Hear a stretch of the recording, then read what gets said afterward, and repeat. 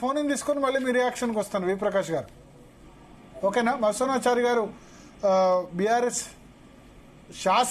శాసన మండలిలో నేత, శాసన మండలిలో ప్రతిపక్ష నేత ప్రస్తుతం మనతో పాటు ఫోన్ ఇన్ లో సిద్ధంగా ఉన్నారు. ఆయన అడగండి సార్, బీసీ ముఖ్యమంత్రిని ఏర్పరచడానికి వారు ఏ రకంగా కృషి చేస్తున్నారని కూడా అడుగుదా. మత్స్యనాచారి గారు నమస్కారం అండి. నమస్కారం సార్. సో ఏంది ఇప్పుడు ఎదుర్కొంటున్నదే పార్టీ గడ్డు పరిస్థితి, ఇంకా కూడా అంటే 2008 to 10 ఆల్సో కొంత ఇబ్బందికర పరిస్థితి ఎదుర్కొంది. బట్ పార్లమెంట్ లో అయితే 0 సీట్లు రావడం ఇదే ఫస్ట్ టైం. జూబ్లీహిల్స్ ఓడిపోయారు, మున్సిపల్ ఎలక్షన్ రోజు రిజల్ట్ బాగాలేదు. ఫ్యూచర్ చూస్తే రాబోయే 2 సంవత్సరాల్లో మళ్ళీ ప్రతి పార్టీకి ఉత్థాన పతనాలు ఉంటాయి. సో మళ్ళీ ఉవ్వెత్తున లేస్తుందా బీఆర్ఎస్? ఈ 2 విషయాలండి. బీఆర్ఎస్ పార్టీ ప్రారంభించబడినటువంటి రోజు మీ అందరికి కూడా గుర్తుండి ఉంటది. తెలంగాణ అనలేని పరిస్థితులలో, 2 బలమైన పార్టీలు ఉన్నటువంటి పరిస్థితులలో, 2 బలమైన నాయకులు ఉన్నటువంటి పరిస్థితులలో, వాళ్లకు అన్ని రంగాల హంగు బొంగు అన్ని అధికారం అన్ని కూడా వాళ్ళ సొంతమైనటువంటి రోజులలో కేసీఆర్ గారు బీఆర్ఎస్ పార్టీని ప్రారంభించడం జరిగింది. ఆ రోజు ఉన్నటువంటి పరిస్థితితో చూస్తే ఈ రోజు 100 రెట్లు మేము మెరుగ్గా బలంగా ఉన్నటువంటి పార్టీ బీఆర్ఎస్ పార్టీ. రాజకీయ పార్టీలు అన్నప్పుడు ఇక్కడ 2 విషయాలు. మిగతా పార్టీలకు బీఆర్ఎస్ పార్టీకి ఉన్నటువంటి వైరుధ్యం ఏంటంటే అధికారం కోసం వచ్చినటువంటి పార్టీ కాదు బీఆర్ఎస్ పార్టీ. తెలంగాణ ప్రయోజనాల కోసం, శోభిస్తున్నటువంటి తెలంగాణ జాతిని విముక్తం చేయడం కోసం వచ్చినటువంటి పార్టీగా ఆ పార్టీని ఆ పాత్రను అద్భుతంగా పోషించింది. 14 సంవత్సరాలు అద్భుతమైనటువంటి పోరాటం చేసింది. ఆ 14 సంవత్సరాల ప్రస్థానంలో ఎన్ని రకాల ప్రతికూలతల్ని ఎదిరించిందో కూడా సభ్య సమాజానికి తెలుసు. మరి ఆ రకంగా తెలంగాణ సాధించడంలో గాని 10 సంవత్సరాల పరిపాలనా కాలంలో కానివ్వండి, ఇప్పుడు ఒక రాజకీయ పార్టీకి 20-25 సంవత్సరాల కాలంలోనే ఇన్ని రకాలైనటువంటి పాత్రలు పోషించేటువంటి అవకాశం అరుదుగా వస్తుంది. బీఆర్ఎస్ పార్టీ ఉద్యమ పార్టీగా ప్రారంభమై తెలంగాణను సాధించింది.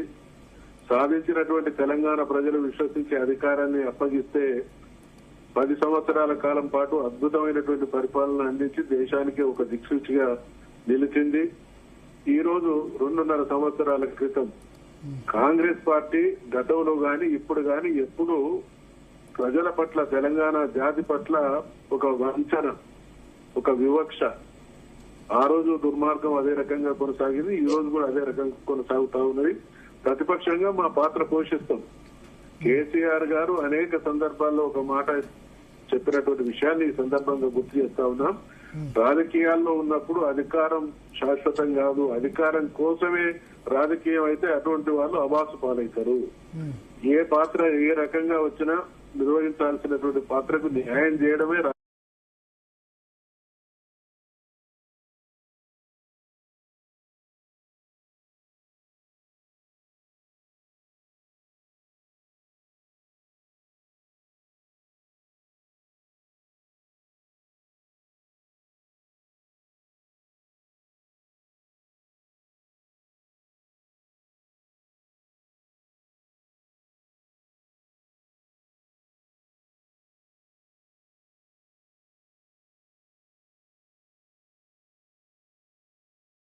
పాలనా చరిత్ర గానీ మిగతా వాళ్ళకంటే. ఇప్పుడు ఎదుటి వాళ్ళ మీద లేకపోతే ప్రభుత్వం చేసే తప్పుల మీద డిపెండ్ అయ్యారా, లేకపోతే మీరు వాళ్ళ మీద కోపంతో మీకు ఓటేస్తారనుకుంటున్నారా? ఇప్పుడు మీరు చేసిన మిస్టేక్స్ అంగీకరించాలి కదా. మీరు ఏదైనా తప్పులు చేస్తేనే కదా ప్రజలు ఓడిచ్చేది. మేము ఖచ్చితంగా ఓటేసే ముందు ప్రజలు అనేక విషయాల్ని వాళ్ళు సమీక్షించుకుంటారు. వాళ్ళకి అధికారం ఇవ్వడానికి కారణం ఏంటి, వాళ్ళు ఇచ్చినటువంటి హామీలేంటి, మేము అధికారంలో కొనసాగి చేసినటువంటి మంచి పనులేంటి, ఈ రోజు ఇచ్చినటువంటి హామీలను అమలు చేయడంలో ఎదురైతున్నటువంటి ఘోరమైనటువంటి వైఫల్యాలు ఏంటి. ఖచ్చితంగా 2 అంశాలండి ఇక్కడ. ఒకటి వాళ్ళ వైఫల్యం, గతంలో మేము చేసినటువంటి మంచి పనుల వల్ల ఖచ్చితంగా ప్రజలు మమ్మల్ని అవకాశం మాకు మరొకసారి ఇస్తారనేటువంటి నమ్మకం మాకుంది. ఓకే సార్ భరత్ గారు, మధుసూనాచారి గారికి ఒక క్వశ్చన్ అండి. ఒక Yeah. క్వశ్చన్ నాకు చెప్పండి సార్. మధుసూనాచారి గారు, చాలా సంతోషం సార్. జలదృశ్యంలో 2001 ఏప్రిల్ 27న నేను ఒక తేజ టీవీ రిపోర్టర్ గా ఉన్నప్పుడు ఆ టిఆర్ఎస్ పార్టీ పునాది రాళ్లలో కేసీఆర్ గారు, బోయినపల్లి హనుమంతరావు గారు, మధుసూనాచారి గారు, గాదే ఇన్నయ్య గారు, ప్రకాష్ గారు ఉన్నారు కదా. అందరు టీం వెళ్ళిపోయారు. ఒక మధుసూనాచారి గారే కంటిన్యూస్ గా 25 ఏళ్ల నుంచి ఉన్నారు.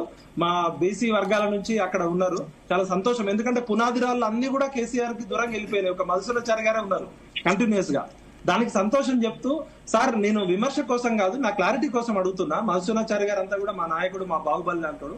సార్ అసలు బీఆర్ పార్టీగా పెట్టిన మీరు మరి టిఆర్ఎస్ పార్టీగా మళ్ళీ మారొచ్చు కదా? ఎందుకంటే మనకి భారత రాష్ట్ర సమితి అవసరం లేదు కదా, తెలంగాణకి మళ్ళీ రావచ్చు కదా. తెలంగాణ రాష్ట్ర సమితిని ఇప్పుడు కొన్ని విషయాలు నిర్ణయం తీసుకోవడం ఎంత ఈజీగా ఉంటుందో వెనక్కి తీసుకోవడం అంత సులభంగా ఉండదు.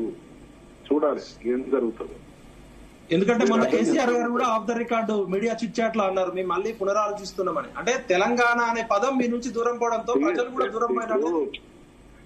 టిఆర్ఎస్ అనే పదంకు ఉన్నటువంటి ఆ ఎమోషనల్ బాండేజ్ ఇంకా దేనికి కూడా రాదు. కానీ ఒకనొక సందర్భంలో ఒక నిర్ణయం తీసుకోవాల్సి వచ్చింది.